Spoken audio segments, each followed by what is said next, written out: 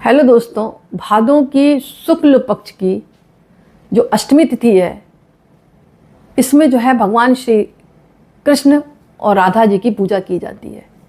तो वैवाहिक जीवन में अगर कुछ परेशानियां आ रही हैं तो आप एक उपाय कर सकते हैं जो कि अभी आने वाली है 31 अगस्त 2025 को। इस दिन आप जो है पीले वस्त्र, फूल, गुलाब, मोरपंख, बांसुरी और मिठाई अर्पित करें राधा रानी और कृष्ण भगवान के पास। वैवाहिक जीवन में मधुरता के लिए प्रार्थना करें। ऐसा करने से आपको देवी राधा और कृष्ण दोनों का आशीर्वाद प्राप्त होगा। वैवाहिक जीवन में आपकी खुशियां बनी रहेंगी। अभी हाल में ही आ रही है 31 अगस्त 2025 को, और इस दिन आप पूजा जरूर करें। इसके अलावा अगर आपके जैसे दाम्पत्य जीवन में बहुत ज़्यादा लड़ाई झगड़े हो रहे हैं तो इस दिन राधा अष्टमी को माता राधा रानी का जन्म दिवस है। इस दिन श्री कृष्ण भगवान और माता राधा रानी की आप पूजा करें। साथ ही इनको मोरपंख जरूर अर्पित करें। मोरपंख को अपने बेडरूम में दक्षिण पश्चिम दिशा के ऊपर की ओर रख दें, यानी पूजा करें। और ये जो मोरपंख है बाद में इसको उठाकर अपने बेडरूम की दक्षिण पश्चिम दिशा के ऊपर की ओर रख दें।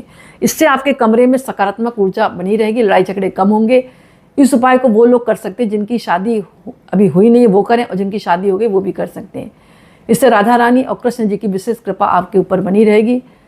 एक तो शादी अगर नहीं हुई है तो होने के मतलब चांस ज़्यादा रहेंगे, और जिनकी हो गई है फिर भी लड़ाई झगड़े हो रहे हैं तो उनका दाम्पत्य जीवन खुशहाल होगा। घर में गृह कलेश बहुत ज़्यादा हो गया है तो राधा अष्टमी के दिन अभी आ रही है ना 31 अगस्त 2025 को, इस दिन आप एक काम कर सकते हैं। चावल से खीर बनाएं, उसमें डालें केसर और माता रानी का भोग लगाएं। बाद में पति पत्नी दोनों मिलकर खाएं और इसको वितरित भी कर सकते हैं। 31 अगस्त को 2025 के दिन आपको सुबह 11:05 से लेकर दोपहर 1:38 तक आपको इनकी पूजा कर लेनी है। अगर आप व्रत रखते हैं तो शाम को भी पूजा कर सकते हैं। कुछ लोग सूर्य अस्त के बाद भी कहते हैं पूजा की जाती है। इसमें 6:44 पर भी आप कर सकते हैं। बाकी आप अपने घर की परंपरा के आधार पर रखें।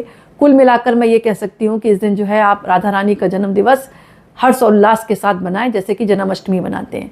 तो इस बात का ध्यान रखें। माता राधा रानी सर्वोपरि हैं। अगर आप उनके आगे कोई मतलब मनोकामना बोलेंगे तो वो शीघ्र आपकी मनोकामना पूर्ण करेंगी, जिससे आपके रिश्तों में मधुरता बनी रहेगी।